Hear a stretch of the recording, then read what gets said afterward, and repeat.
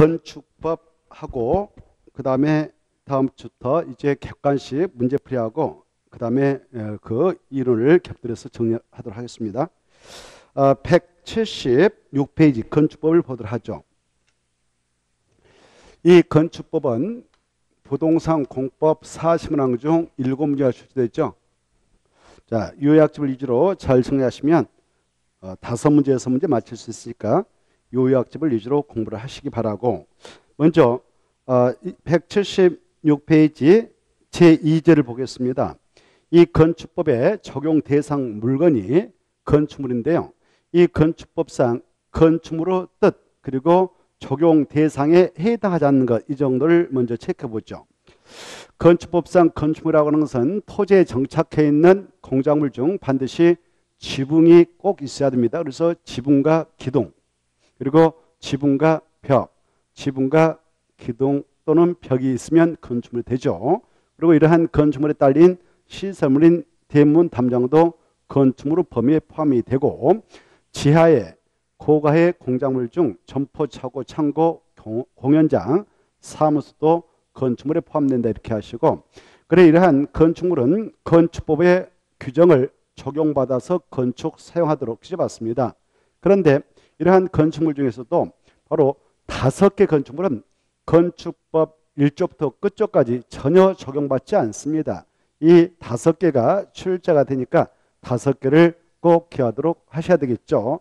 첫째, 그 표를 보시면은 문화재 보호법에 따른 지정문화재하고 가정문화재, 이 2가지 다 건축법을 전혀 적용받지 않고 적용 배제된다 이렇게 하시고, 그 다음에 철도, 선로, 궤도, 선로 부지 안에 있는 운전 보안시설, 플랫폼, 철도, 선로 위나 아래를 가로지는 보행시설, 그리고 이 철도, 궤도 사업용 급수시설, 급유시설, 급탄시설, 그 다음에 고속도로 통행료 신시설, 그 다음에 컨테이너를 이용한 간이창고 중 공장 대지 안에 있는 그런 이동하기 쉬운 것들, 그 다음에 이 하천법에 따른 하천구로서 그 안에다 수문 조작실을 건축한다라고 할 때는 건축법을 전혀 적용받지 않습니다. 이걸 잘 정리해 두시기 바라고, 그 다음에 177페이지 보시면은 바로 부속 건축물 나오죠. 부속 건축물. 이 부속 건축물이라고 하는 것이 종종 출제가 되어 왔는데 그걸 좀 봐두실 필요가 있어요. 부속 건축물이 무엇이냐 그러면 같은 대지에서 주된 건축물과 분리된, 그 말 중요합니다. 같은 대지에서 주된 건축물과 분리된 부속 용도의 건축물로서 주된 건축물 이용 또는 관리하는 데 필요한 것입니다. 분리된, 그 말 중요하니까 그걸 꼭 봐두시기 바라고, 시험에서는 부속된, 붙어있다 이렇게 출제했어요. 주된 건축물과 붙어있다 그러면 틀려요. 분리된 부속 용도의 건축물을 말한다, 이 정도를 보시고, 그 다음에 고층, 초고층, 준초고층 건축물은 가볍게 꼭 체크해서 혼선을 막으셔야 됩니다. 장애는 간단하게 고층 건축물 뜻을 출제했는데요. 고층 건축물 뭐냐 그러면 층수가 30층 이상이거나 높이가 120m 이상인 건축물을 한다, 이렇게 양자 중 하나 요건만 되면 고층 건축물이죠. 그러면 초고층 건축물은 뭐냐, 올해 출제가 유치되는데 초고층 건축물이라는 것은 층수가 50층 이상이거나 높이가 200m 이상인 건축물을 한다. 이 양자 중 하나 요건만 총정하면 되니까 그것도 이해하시고, 그 다음에 이 준초고층 건축물이라고 하는 것은 고층 건축물 중 초고층 건축물이 아닌 것을 말한다, 이렇게. 그러면 준초고층 건축물은 뭐냐, 고층 건축물 중 초고층 건축물이 아니니까 바로 50층 미만이면서 200m 미만인 것을 말하죠. 그래서 양자 모두 다 50층 미만이면서 높이 200m 미만인 것을 준 초고층 건축물이라 하니까 그걸 잘 좀 생각해서 정리해 두시고, 거기 초고층 건축물, 준 초고층 건축물 2개를 묶어 가지고요, 거기다 써 놓으세요. 122페이지로 가보자, 이렇게 써 놓으세요. 왜 122페이지 가셔서 바로 시험에 나올 수 있는 것을 연결해 가지고 체크를 해볼 필요가 있어요. 자, 이렇게 초고층 건축물과 준초고층 건축물은 건축법상 어떤 또 차이가 있느냐? 상당한 중요한 차이가 있는데요. 122페이지가 아니라 211페이지. 제가 잘 표현을 잘못했네요. 211페이지. 211페이지. 넘어가셔서 보시고 넘어봅시다. 211페이지 보면 이 건축물을 피난 안전구역 설치해가지고 말이죠. 가로 1번과 2번 나오죠. 이게 중요하단 말입니다. 초고층 건축물, 준초고층 건축물을 건축할 때 피난 안전구역, 그 한 층 완전히 피난 안전구역을 위해서 바로 설치를 해가지고 비워놔야 됩니다. 그때 초고층 건축물은 바로 몇 개 층마다 바로 피난 안전구역을 1개소 이상 설치하도록 됐냐? 지상층으로부터 30개층이 있는 데마다 30개층마다 1개소 이상 피난 안전구역을 설치하도록 규정해 왔습니다. 그래 만약 이 50층짜리 딱 건물 진다 그러면 피난 안전구역을 최소한도 2개층을 만들어야 돼요. 2개층. 바로 이 지상층으로부터 30개층에다가 하나 넣고 또 50층에다가 뭐 넣는다든가 해서 2개층을 빈층으로 해서 바로 피난 안전구역을 만드는 그런 문제가 있겠죠. 그럼 건축물을 건축하는 건축주 입장에서는 엄청난 건축 비용을 감수해야 되고 그 이용도를 어때요? 감수해야 돼요. 그걸 공실로 나눠야 되니까 빈 공간으로 나눠야 되니까 그래서 일반적으로 초고층 건축물인 50층짜리 건축물을 건축하느니 준초고층 건축물인 바로 49층 이하이면서 높이 199.9m로 건축해서 피난 안전구역을 한 층만 확보하고 맙니다. 그 2번이 그거거든요. 준초고층 건축물을 준초고층 건축물의 경우는 피난 안전구역을 그 층, 아까 준초고층 건축물은 49층 이하이면서 높이가 199.9m 이하라고 그랬잖아요. 그래서 그 전체 층의 2분의 1의 층에 상당하는 2분의 1에 해당하는 층을 기준으로 해서 상하 5개 층 이내에 있다가 바로 피난 안전구역을 1개소 이상 설치하면 됩니다. 그래서 이 준초고층 건축물은 피난 안전구역을 몇 층만 확보하면 될까? 한 층만. 그렇죠? 근데 초고층 건축물로 건축하면 50층짜리만 건축하더라도 피난 안전구역을 2개층이나 확보해야 돼. 2개층. 그래서 건축할 때 많은 비용을 감수해야 되기 때문에 우리나라 건축물 중에는 초고층 건축물보다도 준초고층 건축물이 많다. 이렇게 생각하세요. 자, 그걸 생각하고 이게 잘 나오니까 잘 체크해 보시고 177페이지 다시 가봅시다. 자, 건축법상 건축물을 건축에 들어가는 대지. 가로 2번 보죠. 이 대지라고 하는 것이 바로 하나의 대지가 이렇게 특정이 되어지면 이걸 대지라 하지 않겠습니까?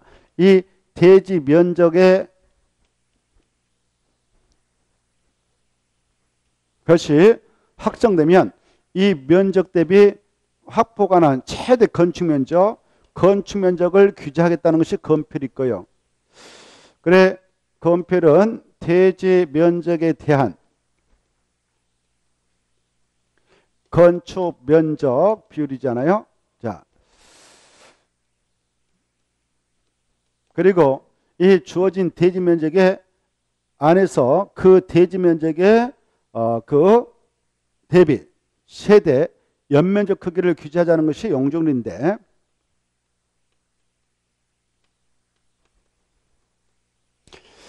대지 면적에 대한 건축물 연면적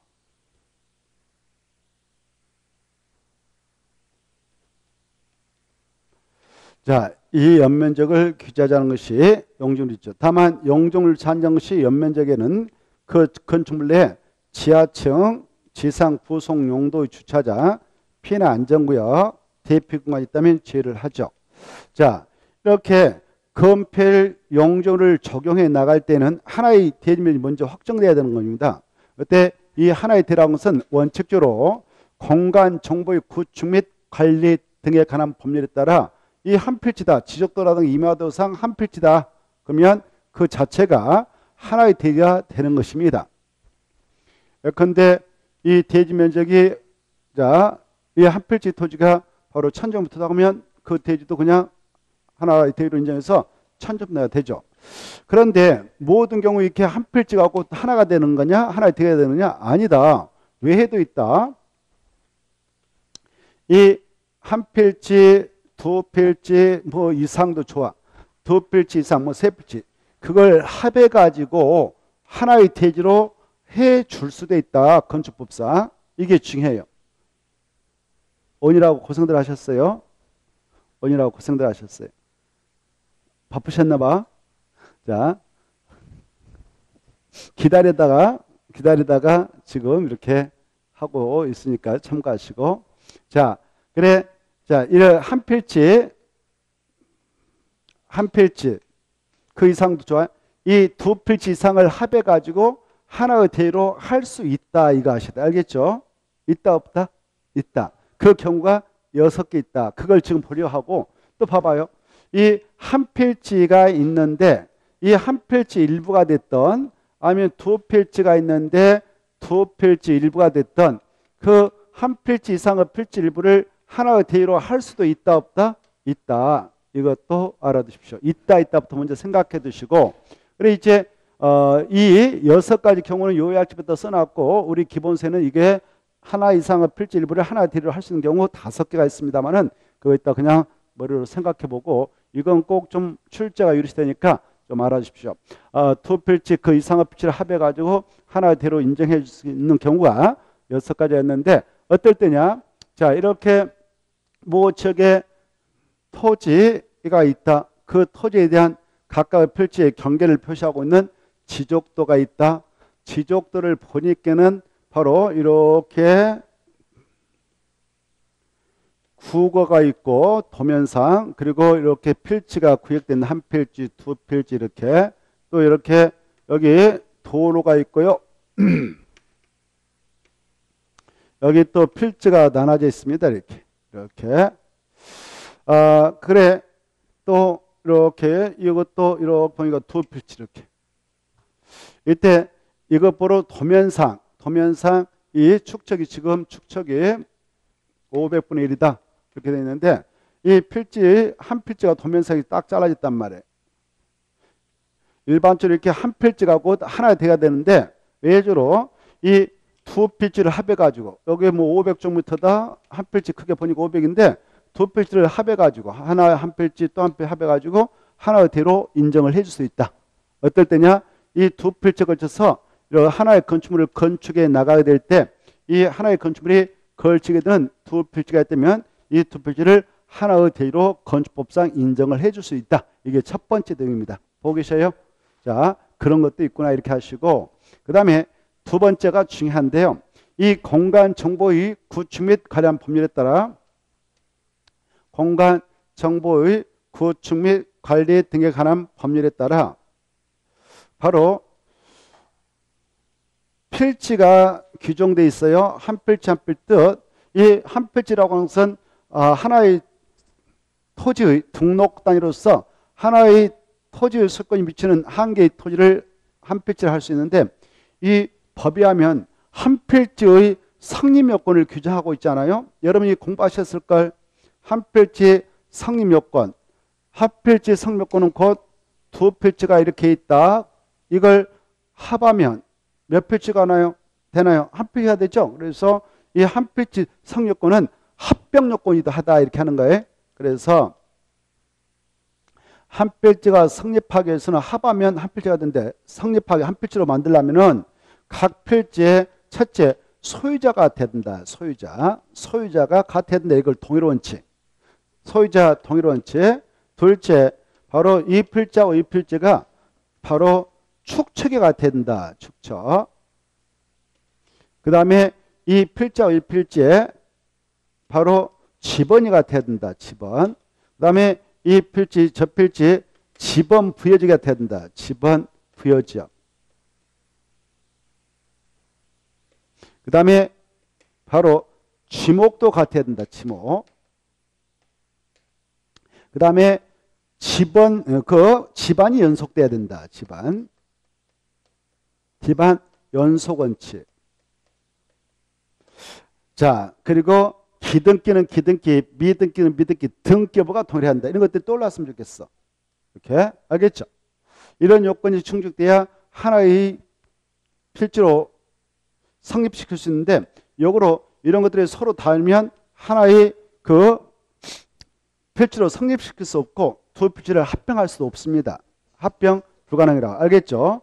자, 그래 이렇게 되는데, 여기 봐보세요. 그러나 이런 것 중, 이 두 필지 이런 것 중 하나라도 다르면 합병을 할 수 없어. 합병 불가능한데, 그러나 이런 사유 때문에 바로 이 두 필지의 지번이 서로, 지번 부여직이 서로 달라서, 그리고 또 축척이 서로 달라서 지번 연속이 있지 않아서 합병이 불가능할지라도, 그러나 바로 이럴 때는 하나의 대의로 인정을 해줄 수 있다.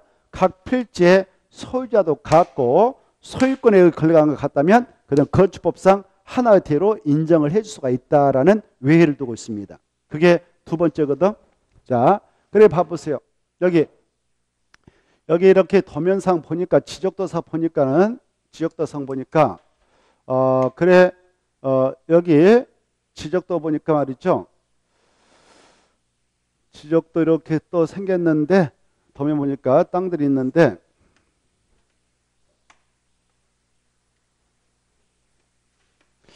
이쪽 보니까 이쪽에는 도면상 말이죠. 여기는 건국동, 여기는 문화동. 동이 이렇게 서로 달라. 이렇게. 그러면 이 땅하고 이 땅은 어때요? 지번 부여직이 서로 다르다 그래. 뭐가 다르다고? 지번 부여직이 서로 다르다. 근데 현장에 가서 보니까 이게 1000제곱미터짜리인데, 현장에 가서 보니까 가부것이라는 겁니다. 현장에 가서 보니까 포크를 싹 밀어가지고 하나의 대지 같이 만들어놨어. 경계도 없어. 현장 가서 봤더니. 그리고 면적은 2000제곱미터라는 겁니다. 근데 이걸 바로 하나의 대지로 인정을 받으면은, 한 필지로 인정받으면 합병해가지고 한 필지 대지가 돼버리면, 한 필지가 성립하면 곧 하나의 대지가 되니까, 이 2000제곱미터를 하나의 대지로 인정받아서 건축에서 적용해서 건축물을 지겠다라고 하시면 건축할 때 쉬운데, 이때 이 갑이라는 사람이 저 지적과에 가가지고 한 필지로 만들고자 바로 합병 절차를 요구해 봤어요. 신청해 봤어. 합병을 한번 신청해 봤어. 합의를 하고.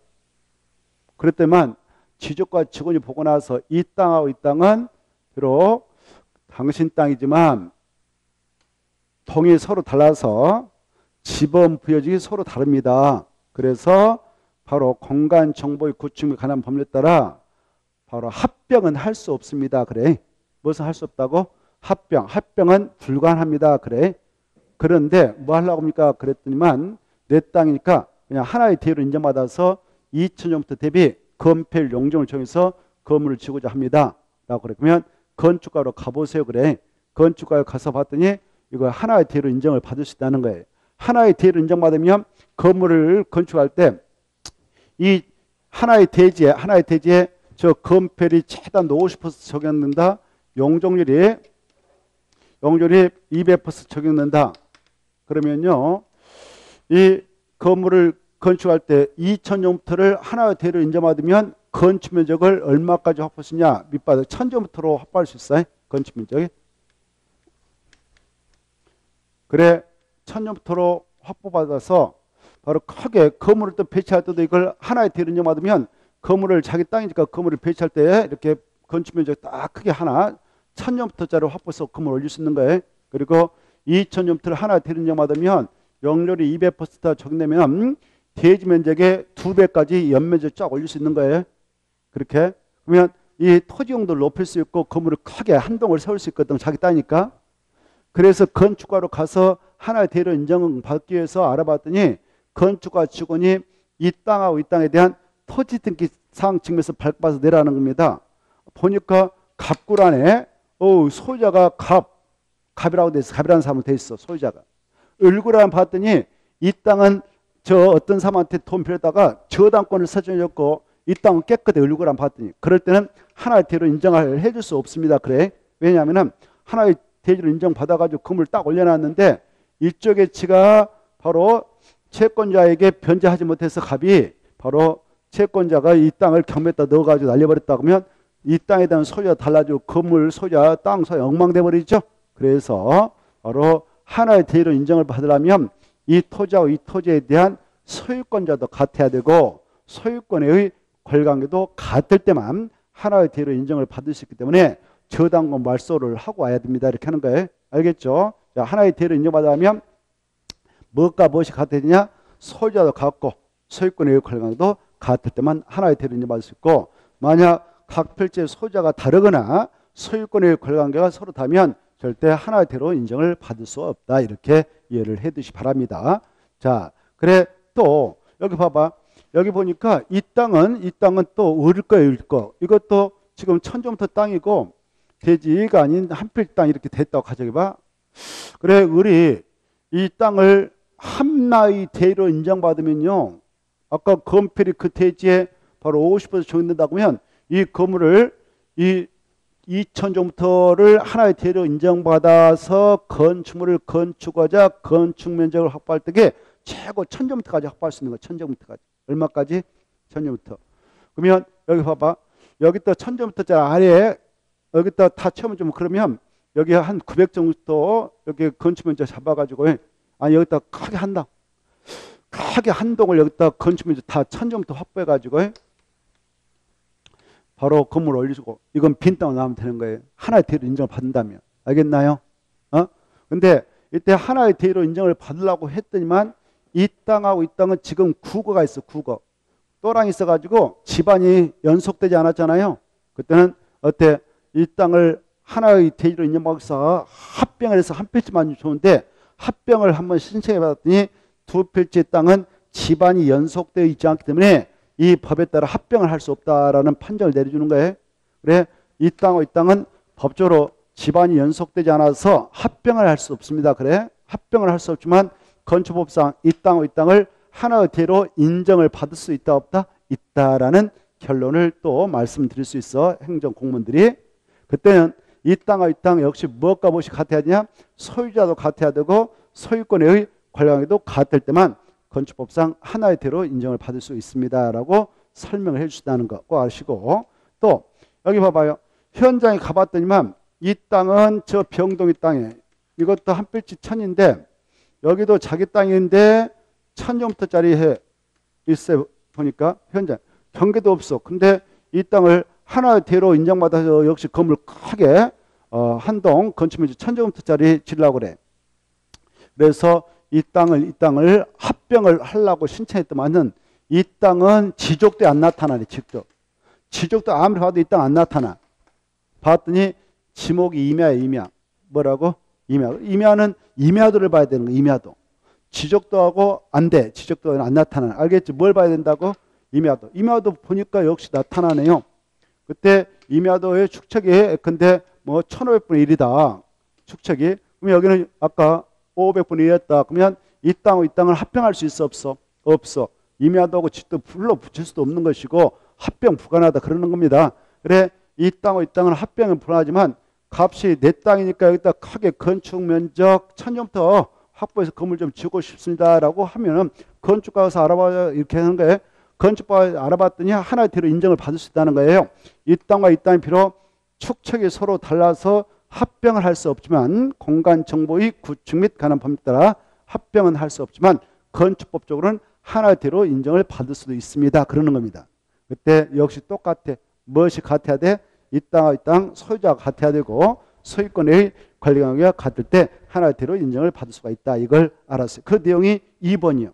2번을 잘 이해해 두시오. 2번에다 별표 다 적혀놔요. 그거 모르면 깡이에요. 그것 때문에 지금 자세히 본 겁니다. 2번 그거 중요해요. 남은 이제 쭉 읽어보면 돼요. 자, 이때 이 땅하고 이 땅에다가 지금 도시군계획설 일종인 폐기물 처소를 설치하자라고 도시군으로 딱 결정고셔놨어. 근데 두 필지에 걸쳐서 결정해놨어. 그러면 그 결정된 그 시설 부지가 두 개의 필지에 속해 있으면 이걸 건축법상 하나의 대로 인정을 받을 수도 있어. 이렇게 거기 나와 있죠. 그 다음에 또 어떨 때도 이렇게 두 필지 이상의 필지 합해서 하나의 대로 인정을 받을 수 있냐? 네 번째 보고 계셔요. 네 번째 보면 주택법상 모 아파트 건설회사에서 여기 봐봐요. 모 아파트 건설회사에서 이거 딱 작업해가지고 일대를 싹 여기 사들였어. 논밭 산이 있는데 이 사람 저 사람 거 다 만나가지고 도로까지 그냥 시에치 사들여버렸어. 그냥 이거 사들여버렸어. 그래갖고 싹 밀어가지고 자기가 하나의 주택단지 만들려고. 여기 지금 도로도 도시계획 A 정도로 아직 확정 안 된 거예요. 확정 안 된 거 그냥 그렇다고 가정해. 그래서 일대를 싹 사가지고 여기다가 1000세대 아파트 지겠다라고 주택법상 사업계획서 작성해가지고 사업계획서를 받아냈어. 사업계획서를 받아가지고 주택, 부대, 봉쇄를 건설하겠다라는 일단 인정을 받았어. 주택법에 따라. 이런 땅을 한마디로 1주택단이라고 그래. 뭐라 한다고? 1주택단이라고 그래. 1주택단지로 인정을 받았는데 지적도 보니까 필지가 엄청 많아. 필지가 이렇게. 이런 필지 필요 없어. 그냥 건축법상 이걸 하나의 뒤로 인정을 해줄 수가 있다. 그 말입니다. 알겠나요? 그러면 다 합해보니까 15만 제곱미터예요. 땅 합해보니까 15만 제곱. 그러면 15만 제곱미터 대비 건폐 이 지역에 바로 제3종 일반 주거지 가지고는 새 3종 일반 주거지 가지고 건폐를 50% 적용된다. 그러면 건축 면적 아파트 칠 때 얼마까지 확보할 수 있냐? 대지 면적이 15,000 아까 얼마예요? 15만이라고 했잖아요. 15만 있죠? 15만이었다. 15만 있다면 15만의 절반. 그러면 얼마? 7만 5천. 7만 5천의 건축 면적 확보할 수 있는 겁니다. 7만 5천의 건축 면적을 쪼개 101동 아파트는 얼마 쓰고 102동 아파트는 얼마 쓰고 건축 면적 이렇게 알겠나요? 그래서 여기다 딱 배치하면 되는 겁니다. 이렇게. 자, 그래 하나의 주택 단위는 주택법상 하나의 주택 단위는 건축법상 하나의 대로 인정을 받을 수가 있다. 이렇게 알아두십시오. 그 다음에 자 여기 저 지하도에다가 봐보세요. 도로 밑에다가 지하도를 해가지고 그 지하상을 넣으려고 그래. 그걸 도로 지하, 도로 지편 아래에 그렇게 지하상을 넣기로 관련 지자체장이 인정한 부지가 있어. 그때 그 부지가 수표체에 걸쳐 있더라도 건축법상의 하나의 대로 인정을 받을 수가 있다는 것이 5번째다. 이렇게 하시고 도로 지표 아래에 있는 그런 지하상가 건물을 들어 넣으려고 확정한 부지가 여러 필지로 구성됐다 하더라도 그것을 하나의 대로 인정을 받을 수 있다는 5번째. 이제 6번째가 또 시험범으로서 중요해. 자, 여기 바로 이렇게 봐보세요. 이 땅하고 이 땅을 가지고 있는 친구가 A라는 사람인데 두 필지란 말이에요. 근데 지금 오늘 건축 허가 신청서 준비해가지고 설계도면 시험에서 건축허가를 받으러 갈 때는 아직 합격 못했어. 내 땅이니까 내가 알아서 하지 하고 갔어요. 근데 보니까 두 필지인데 하나대로 인정을 안 해줄 수도 있다는 거예요. 그래서 그래요? 그러면 일단 건축허가 좀 내주세요. 내 땅이니까 다음에 다 합필 절차 걸칠 테니까 일단 건축허가를 좀 내주십시오. 그래 이거 건축허가 받고 내가 착공신고하고 공사 끝나고 다시 허가권자한테 사용승인을 신청으로 와서 사용승인 받아야 내가 사용할 수 있잖아요. 사용승인 신청할 때까지는 이 필지와 이 필지를 합치겠습니다. 합치면 한 필지 하나 되잖아요. 그렇죠? 그래서 두 필지 이상의 필지를 합칠 것을 조건으로 허가가 이루어졌다면 그 합치로 되어 있는 두 필지를 합해서 하나의 대로 할 수 있다 없다? 있다. 다만 이때 이 토지하고 이 토지 무엇은 같아야 되냐? 소유자는 같아야 된다. 알겠나요? 무엇은 같아야 된다? 소유자는 같은다. 여기까지를 좀 알아두십시오. 자, 이제 금방 우리는 두 필지 그 이상의 필지를 합해서 하나의 대로 건축법상 인정을 해줄 수 있는 경우 수 6가지를 한번 살펴보았습니다. 그 외에도 자, 이 한 필지 일부 이렇게 한 필지 일부 그 이상의 필지 일부에다가 하나의 대로 인정받을 수 있는 경우도 있죠. 예컨대 이것이 여러분이 산을 가지고 있었는데 한 필지 사가지고 산지관리법상 산지정 허가를 이 정도만 받았다. 이 산에 관리하기 관리 건물 지으려고 산지정 허가를 이 정도 받았다. 그러면 한 필지 일부에 대하여 산지정 허가를 받았다면 허가받은 분만 하나의 대로 인정을 받을 수 있고 이게 농지라면 농지정 허가를 받은 분 한 필지 일부에 대하여 농지정 허가를 받았다. 허가받은 분만 하나의 대로 인정을 해줄 수도 있다. 이런 것들이 있어요. 그리고 도시군계획시설 국토협상 도시군계획시설 결정고시 했는데 한 필지 일부에 따라 결정했다. 그러면 그 결정고시 된 땅만 하나의 대로 인정을 해줄 수 있습니다. 이렇게 또 국토협상 개발의 허가를 받았는데 한 필지 일부에 대하여 이렇게 받았다면 이거 허가받은 분만 하나의 대로 인정을 해줄 수 있는 것이에요. 또 자, 한 필지로 돼 있었는데 한 필지 돼 있었는데 건축허가 신청할 때까지 아니 분필을 못했어. 이 필지를 한 필지를 나눌 것을 조건으로 건축허가가 이루어졌고 그때 나누기로 돼 있는 이 한 필지를 하나대로 인정을 해줄 수 있다라는 것이 있으니까 머릿속으로 생각해 두십시오. 자, 넘어가 보시고 이제 나머지는 빠른 속도로 체크할 수 있어. 너무 쉬우니까. 리모델이 뭐냐? 그러면 리모델 앞에다 건축법상 이렇게 써놔. 건축법상 리모델이라고 하는 것은 건축법상 리모델이라는 것은 리증대개 이렇게 리증대개. 그래서 증축, 개축, 대수까지. 근데 주택법상 리모델은 개축은 안 들어가요. 이 점을 주의하시되. 바로 이건 건축법상 내용이고 주택법에서는 리증대로 끝나요. 네? 개축 안 들어간다. 이거 주의하시고 나머지 통과. 그 다음에 밑으로 가셔가지고 그 밑에 박스 속으로 들어가 봐. 소음 방지를 위한 경계백 설치 대상 이거 한번 기출됐는데 요즘에 이게 아주 부각되고 있어요. 왜? 옆집하고 우리 집 때문에 막 소음 때문에 싸우고 그러잖아요. 뉴스 보면. 그렇죠? 그래 안 그래요? 막 살인사건 나오고 그런 거 안 들어봤나요? 무섭잖아요. 그래서 이게 요즘 뜨고 있어. 중요시되고 있으니까 소음 방지를 위한 경백을 설치할 대상이 뭔가 보고 계신가요? 그것다 체크 제가 읽고 소음 방지를 위하여 경계벽을 설치해야 하는 것 이렇게 그래 그거 애월댁에 거기다 밑에다 써놔. 그거 보면 제목을 내가 이렇게 썼잖아요. 가구간 세대간 소음 방지랑 경계벽 설치 대상 이렇게 써놨잖아요. 그 밑에다가 이렇게 실하고 가구간 세대간 그럼 끝났어. 다 끝났어요. 왔어. 여러분들은 그렇게 써놔. 자, 실 가구간 세대 이렇게 대상 이거예요. 뭐라고? 실 가구간 세대간 다 외워버렸어. 1초도 안 되네. 다시 한번. 뭐라고? 실 가구간 세대간 뭐라고? 실 가구간 세대간 다 외웠잖아요. 자, 봐봐.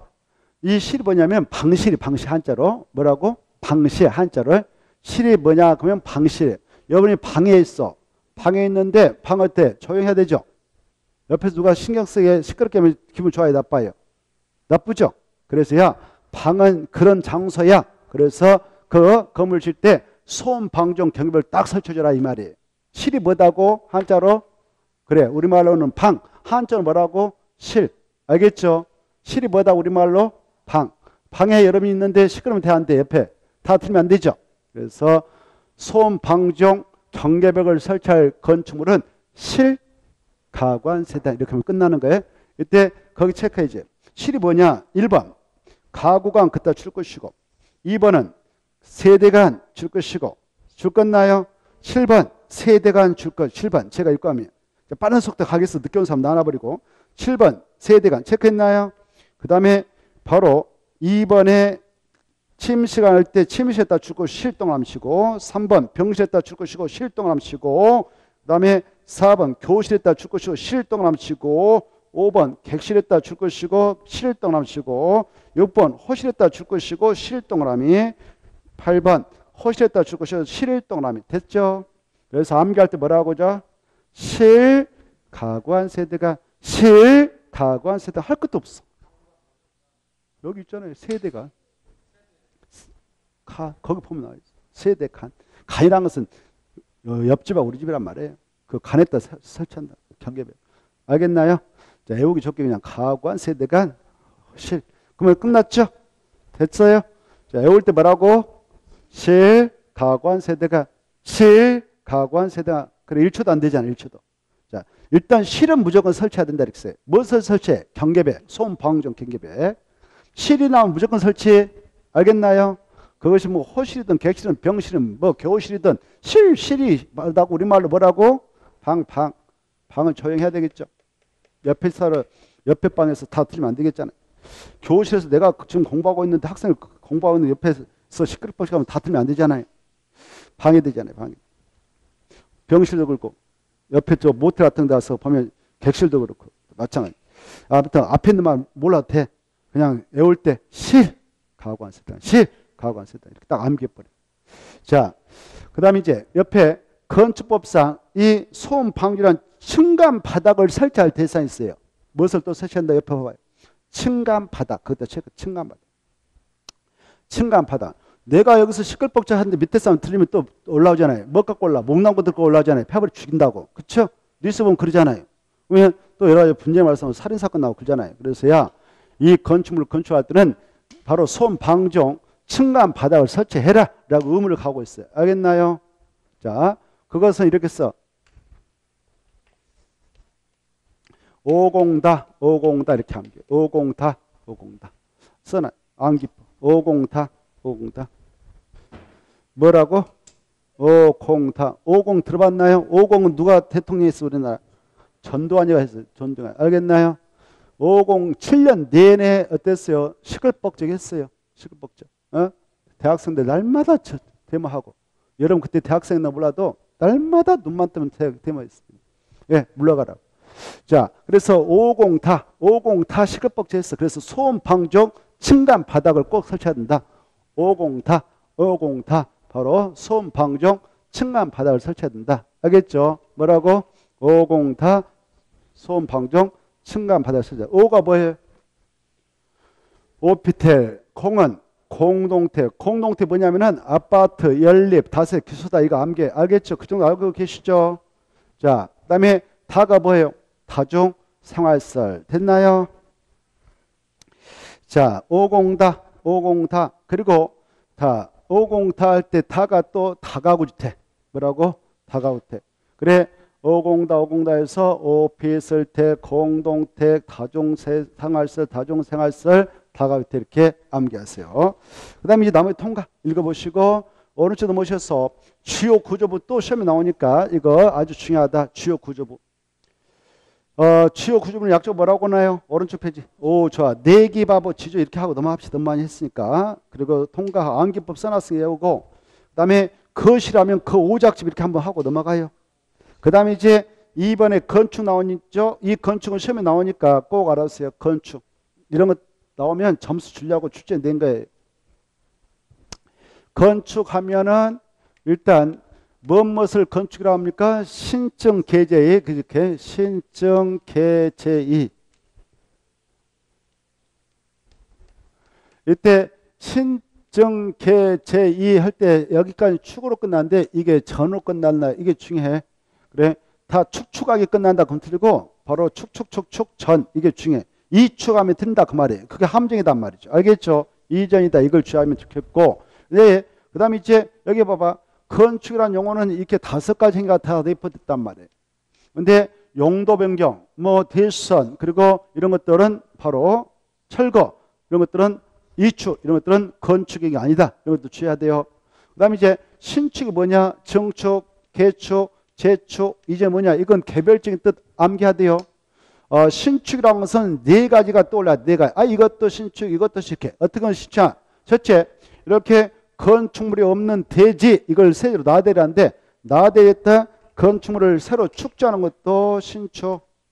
그 다음에 이렇게 기존 건축물이 있었는데 이 기존 건축물을 전부 철거하고 더 종류보다 더 크게 축조한 것도 신축. 알죠?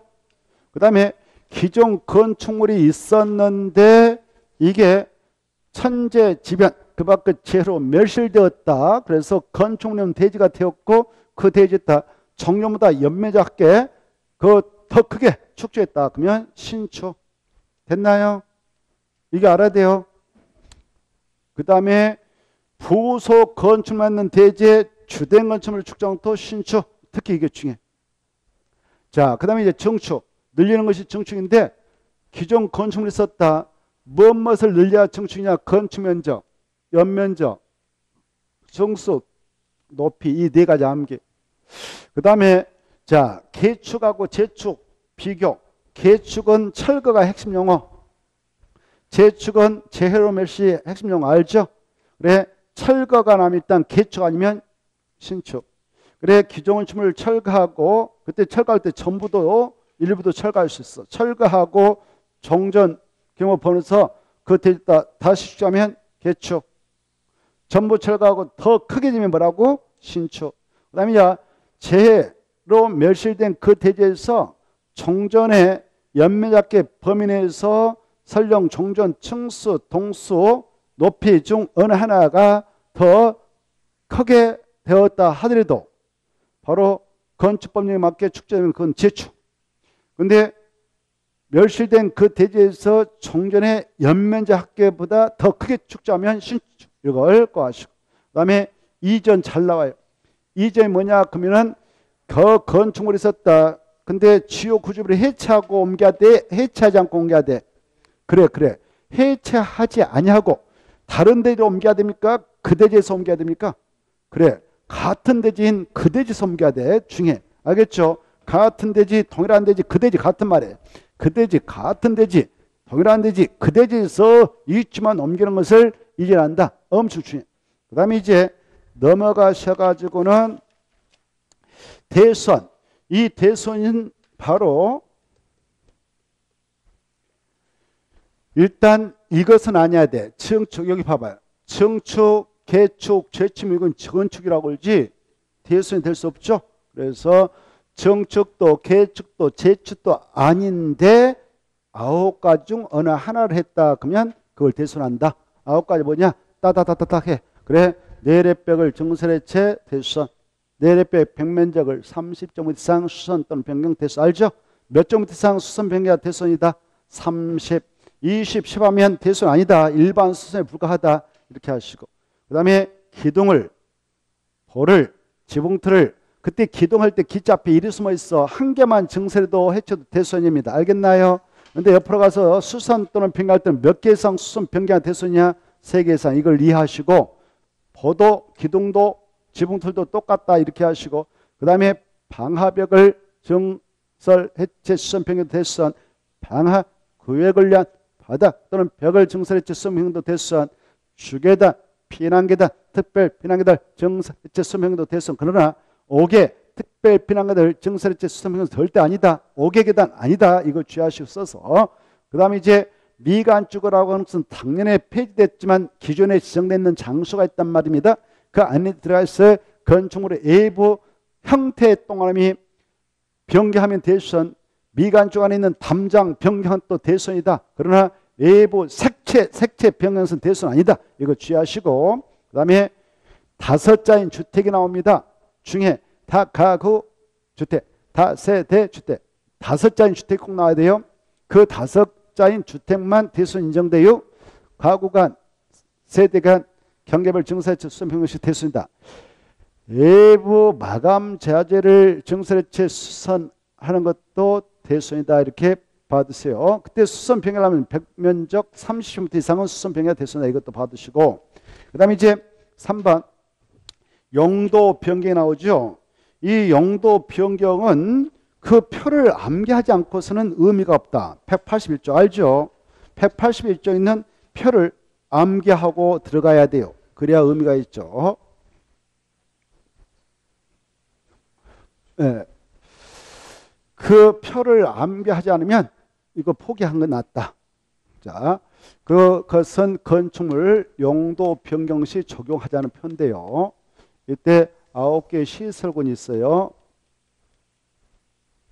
그래, 그것도 위험성 정도가 같은 것들을 9가지로 무리를 쳐놨기 때문에 그것도 짝짓해서 암기해야 되고, 위에 배치된 상위설거는 위험성은 높으니까 위에 배치되어 있습니다. 위험성 정도가 낮은 것들은 밑에다 배치해서 하위성으로 표현하는데, 이때 상위 시설근에서부터 하위 시설까지 순서대로 이것도 암기해야 돼요. 알죠? 자산 전문, 영교, 건주구 이렇게 순서대로 암기하고 계시죠? 이때 이 또 같은 시설에 해당 용도가 뭐가 있는가? 자자, 산, 운창, 공의, 참여자, 그 다음에 전방발. 이거 달달달 암기하라고 그랬죠? 문문, 종이관,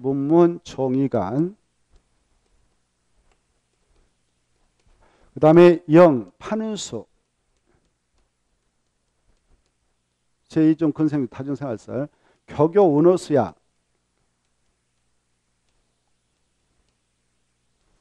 그 다음에 걸린 생활서를 권해는 일종이 좀 걸린 생활서 있죠. 그걸 그냥 근건 1, 2 이종중 다중생활서에 주건물서 권해는 주주 주택이 2개 있죠. 단독 공동 주주 업무 교권.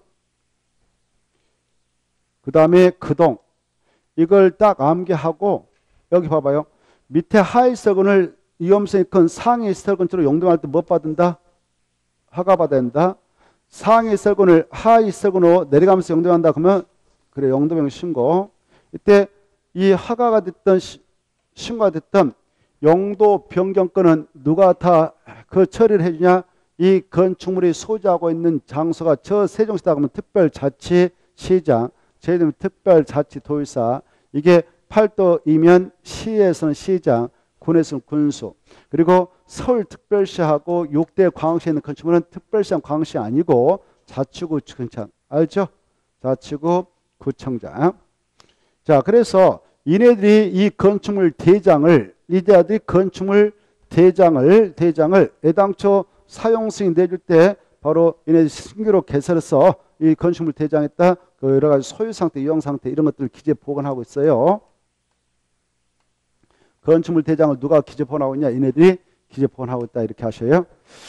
자, 이때 이거 이렇게 올라가면 허가 받는다, 내려가면 신고한다. 그때 허가 신고는 이네들한테 받아야 한다 이렇게 하시고, 허가 신고를 내주면 이네들이 자체로 허가 내준 대로 신고 수리한 대로 용도 변경 기재서 나가니까 건축물 대장했다. 그 건축주가 건축물 대장상 기재상을 변경해 주세요라고 신청할 필요 없다는 거 아시고, 그 다음에 여기 봐봐요. 이것으로 같은 시설군 알죠? 같은 시설군 내에서 용도 변경한다. 그때는 허가 받아야 안 받아요? 안 받죠. 신고해야 안 해요? 안 하죠. 그 대신 건축물 대장상 기재상을 변경해 주세요라고 신청할 의무가 있습니다. 기재사항을 변경 기재해 주라고, 변경 기재해 주세요라고 건축주는 신청할 의무가 있다. 이거 생각해 두시고. 알죠? 이때 여기 보시봐. 이때 이거 이 건축물의 용도라고 하는 것이 29가지로 분류되어 있거든. 제1호가 단독택 4가지, 제2호가 공동택 4가지. 이 단독택은 4가지 뭐냐? 그냥 단독택, 다가구주택, 다중택, 공간. 공동택 뭐냐? 아파트, 연립, 다세대. 그래서 알죠? 이걸 같은 호 내라고 그래. 같은 호에 대해서 용도변할 때는 허가도 신고도 필요 없고 건축물 대장상 기재상을 변경해달라고 신청할 필요 없다. 예컨대 이걸 단독택인데 이걸 다가구택으로 용도 변경을 하려고 한다라고 할 때는 같은 호 내에서 용도 변경에 해당하니까 용도 변경 허가도 받을 필요 없고 용도 변경 신고를 할 필요도 없고 건축물 대장상 기재상을 변경해달라고 신청할 필요 없다. 다만 단독택을 다가구택으로 용도 변경할 때는 다가구택의 기준에만 적합하게 변경하면 된다. 여기까지 알아두시기 바라고. 그 다음에 자, 이 허가 받게 된 건이든 신고 마치게 된 건이든 둘 다 똑같이 용도 변경하려는 바닥 면적의 100제곱미터 이상이면서 대수선 공사까지 수반이 되어서 용도 변경이 끝났다. 그러면 그걸 용도 변경 마치고 나서 사용할 때는 사용 승인을 받도록 되어 있다. 이렇게 하시고, 다시 한번 허가 대상이든 신고 대상이든 용도 변경을 하려는 바닥 면적 합계가 얼마 이상이다고? 100제곱미터 이상이고 뭐까지 함께 했다고? 대수선 공사까지 수반되었다. 그러면 다 용도 변경 마치고 나서 사용할 때 못 받아라고? 사용 승인 받아야 한다. 이렇게 알아주시면 좋겠어요. 알겠죠? 또 봐봐요.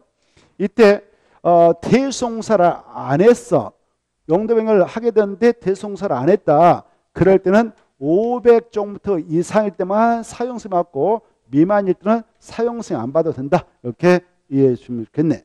그 다음에 이 허가 대상 건에 한해서만 용도 변경을 하게 되는 바닥 면적 합계가 500제곱미터 이상이면 안전성 확보를 위해서 그 용도 변경 설계를 건축사가 해야 한다.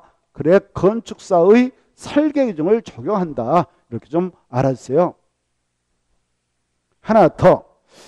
이 용도 변경을 이렇게 하려고 하는데 이 건물에가 지금 하나에가 1층은 제1종 여기 봐봐요. 이 건물에가 1층은 용도가 지금 제1종 근생으로 돼 있고 2층은 제2종 근생이에요. 그리고 3층은 주택이에요. 이것을 동시에 용도명의 하려고 그래. 그때 이걸 복합 용도로 바로 복합 세 가지를 섞었다 지금 이걸 복합 용도라고 그래. 복합 용도에 대해서 용도 변경 좀 해주세요라고 허가 신청을 할 수도 있고 신고 신청도 할 수 있다 이렇게 하세요. 복합 용도 오른쪽 한 장 넘어가면 나와요. 거기 복합 용도 인정 그거 있죠. 180 있죠. 찾았나요? 180쪽 보면은 복수 용도의 인정해가지고 1번 건축주는 건축물 용도를 복수로 하여 그 용도 변경 허가를 신청할 수 있다 없다? 있다 이렇게 복수 용도로 해가지고 신청할 수도 있다. 자, 그 정도 보시고 그 다음에 182페이지 바로 건축물 용도 분류가 나와 있잖아요. 이 건축물 용도 분류는 29가지가 있는데 일단 용도 뜻은 좀 가볍게 읽어두셔야 돼요. 용도가 무엇이냐 그러면은 건축물 종류를 유사한 구조, 별로, 이용 목적별로 형태별로 묶어 분류한 것을 말하는데 이걸 약간 이제 이 표가 건축물 용도 분류표예요. 이 표를 뭐라고 한다고? 건축물로 용도 분류표라고 그래. 이때 이 표에서 함수가 나오니까 이 표 좀 번거롭고 좀 내용이 많지만 자주 좀 봐두세요. 알겠죠? 자, 거기 보면 단독택하고 일단 1호회가 단독택이 나오고 2호가 공동택 나오는데 이것부터 먼저 정확히 알아야 돼요. 단독택 종류는 4가지가 있다. 지금 우리는 무슨 법을 공부하고 있어요? 건축법령을 공부하고 있어요. 건축법령상 주택은 단독택하고 공동택 크게 구분하는데 이때 단독택 4가지, 공동택 4가지 있다. 이 종류를 먼저 짝짓기해서 암기하세요. 근데 다음에 이제 그 주택법령으로 나가면 주택법령으로 넘어가면은 또 달라져요. 주택법령상 적용됐을 주택은 단독택이 4가지 그대로 나온 게 아니라 하나 빠져. 여기 공동택도 하나 빠지죠. 그래 기숙사가 빠지고 공간이 빠져요. 기숙사가 빠지고 공간이 빠지고 이거 아니다 그 말. 주택법상 주택 아니다 그 말에. 그래 여기 종류 정확히 단독주택, 다중주택, 다가구주택, 그 다음에 공간 있고, 그 다음에 아파트, 연립, 다세대, 그 다음에 기숙사 있다. 연다학인데 다세대다 이거 주의하시고, 그리고 여기 넘어가면 기숙사는 주택이 아니다. 주택법상. 이쪽 주택법로 나가면 공간은 아니다. 세 개다 이렇게 주택법로 가면은 이것도 미리 생각해 두셔. 작년에 이게 함수 나왔습니다만은 작년에 그러나 미리 좀 알아주세요. 또 올해도 우리가 가볍게 봐서는 안 되니까. 그 다음에 이제 시험 공부로서 아파트, 연립, 다세대 등 기본적으로 꼭 체크하면서 들어가야 돼요. 다 알고 계시지만. 그래 아파트가 뭐냐 하면 주택으로 쓰는 층수가 5개층 이상인 공동택이다. 알겠죠? 연립과 다세대는 주택으로 쓰는 층수는 4개층이 아니면서 주택으로 쓰이고 있는 층의 바닷물질 합계 세보니까는 660평를 초과했다 그러면 연립, 이하다 그러면 다세대 이렇게. 알겠죠? 그 다음에 이 다가구택 뜻도 좀 생각해도 세 가지 조건을 다 갖추고 있는데 공동택 아니다. 세 가지 뭐냐 그러면 중요한 것이라도 알고 계셔. 주택으로 쓰는 층수는 3개층 이하이고 주택으로 쓰이는 한 개 동호 바닷물질은 660평 이하이며 19세대 이하로 구성되어 있는 집을 말한다. 이렇게 딱 아시고 다중주택이 뭐냐? 그것도 세 가지 조건을 다 갖추고 있는 거야. 세 가지 뭐냐? 학생, 직장인은 많은 사람이 거주하고 있는 구제주택인데 각실은 독립된 주거 형태는 아니대. 각실 있다. 욕실은 넣어줘도 되지만 취사시설 넣으면 절대 불법이다. 그거. 그 다음에 주택으로 쓰는 층수는 3개층이 아니고 주택으로 쓰는 한 개 동호 바닷물질은 330m 이하인 것을 다중이라 하구나. 이 정도는 수험생으로서 알고 계셔야 됩니다. 그 다음에 이제 오른쪽도 모셔서 바로 183페이지 1종 근생하고 2종 근생을 좀 비교하면서 공부하는 거 좋아요. 1종 근생은 우리 국민들이 편하게 저렴한 비용을 가지고 자주 빈번하게 이용한 것이고 2종은 1종에 비해서 이용자도 적고 이용 빈도수 적고 이용시 이용료도 비싼 거 이렇게 생각하면 되겠는데 이때 1종 근생이면 우리나라 웬만한 용도지면 다 입지가 가능하나 2종은 들어갈 수 없는 용도지 많아요. 그런 차이가 있습니다. 이때 밑줄친 것만이라도 좀 자주 보고 들어가세요. 1종 근생은 가 일용품 판매하는 소매점으로서 1000종부터 미만인 것 바다면점, 나번 휴게 음식점 중 300종부터 미만인 것, 이용원, 미용원, 목욕장 이 종 보시고 치과원, 한의원, 조산호 안몬 산후전 이거 보시고 그 다음에 지역 자치단체사 보시고 마을회관 보시고 넘어가도 되겠네. 넘어가서 보시면은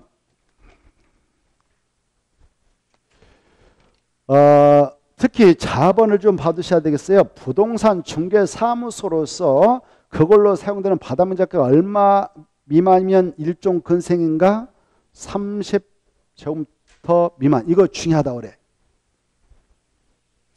근데 이종은 이상부터 500 미만까지. 알겠죠? 그 내용이 어디 나왔냐? 차번 나왔어.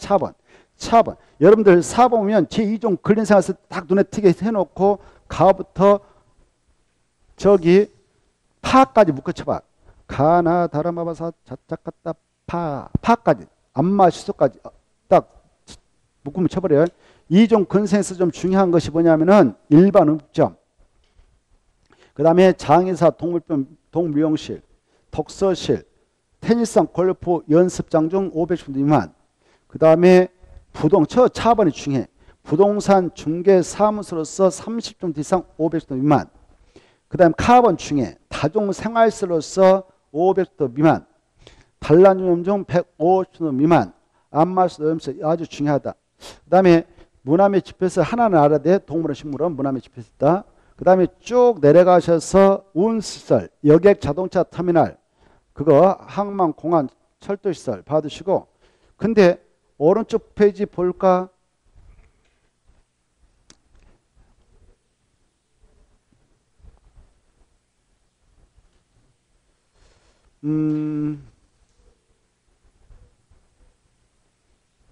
그래도 9번 좀 봅시다. 9번. 의료시설 봐봐요. 인간들이 이용하는 병원들, 종합병원, 치과병원, 한방병원, 정신병원, 요양병원, 격리병원, 전염병원 의료시설입니다. 아까 치과, 우원, 한의원 이것은 일종 근생이었고요. 동물병원 저거 2종이었습니다. 이런 것들 좀 주의하시고 나머지 통과. 어느 정도 모셔서 수련시설이 좀 유스텔이 중요하니까 유스텔 꼭 봐주세요. 수련실에서. 찾았나요? 12번 수련실에서 뭐가 중요하다고? 유스텔. 유스호텔이 뭐냐 그러면 수련실이. 그 다음에 쭉 내려가서 업무실에서 오피텔 하나 눈에 탁 띄게 해놓으세요. 업무실은 오피텔 있다. 오피텔은 업무실이다. 이렇게. 그거하고 호스텔은 숙박실이다. 이 15번에. 오피텔 업무실, 유스텔 수련시설, 호스텔 숙박시설, 휴양 콘도미움 관광 숙박시설, 500m 이상인 다중생활시설 숙박시설. 이거 유락설 중요표. 그래 유락설이라고 하는 것은 150m 이상인 단란점, 그리고 밑에 유흥주점, 무도장, 무도학원, 카지노업소 꼭 받으시고, 창고시설에서 물류터미널하고 집배송시설 2개. 아까 여객자동차 터미널은 운수시설이었죠. 운수시설하고 창고시설은 물류터미널하고 헷갈려서 안 돼. 물류터미널 특히 주의해. 물류터미널 뭐다고요? 창고시설. 집배송시설. 오른쪽 보면 주유소하고 석유판매소, 유효물 저염시설. 그 다음에 쭉 내려가셔서 동물 및 식물연수에서 축사, 도축장, 도기장 이거 봐도 고물상 자원 순환시설. 쭉 내려가셔서 묘지 관련시설 보면 화장시설, 봉한당, 동물 화장시설, 동물 건조시설, 동물 전용 납포시설. 그 다음에 관광 휴게시설 중 2개. 야외 극장, 음악장 꼭 야외가 꼭 붙어야 된다. 휴게시설, 관광 휴게시설. 넘어가셔서 장례시설은 인간이 이용하는 장례시설, 동물 죽음에 이용하는 동물 전용 장례시설. 이 정도 보십시오. 자, 밑에 다시 헷갈린 거 다시 정리해놨어요. 1번부터 13번까지. 여러분이 그걸 통해서 한번 생각해 두세요. 알겠죠? 자, 이제 그만 다 말씀드렸고 187페이지 지하층은 잠시 쉬었다가 체크해 드리도록 하겠습니다. 쉬었다 하죠.